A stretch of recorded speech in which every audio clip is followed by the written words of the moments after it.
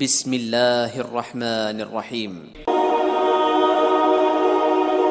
حضرت جابر رضی اللہ عنہ سے روایت ہے، رسول اللہ صلی اللہ علیہ وسلم نے فرمایا، اللہ سے نفع بخش علم مانگو اور فائدہ نہ دینے والے علم سے اللہ کی پناہ مانگو۔ ابن ماجہ حدیث نمبر 3842۔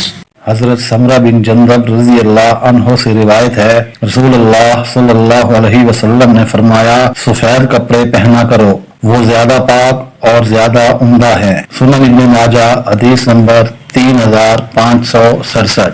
حضرت جابر رضی اللہ عنہ بیان کرتے ہیں، رسول اللہ صلی اللہ علیہ وسلم نے فرمایا، اپنی اولاد اور اپنے اموال کے لیے بد دعا نہ کرو، کہیں ایسا نہ ہو کہ تم کسی ایسی گھڑی میں اللہ سے دعا کر بیٹھو جس میں دعا قبول ہو جاتی ہے۔ مشکوٰۃ المصابیح حدیث نمبر 2229۔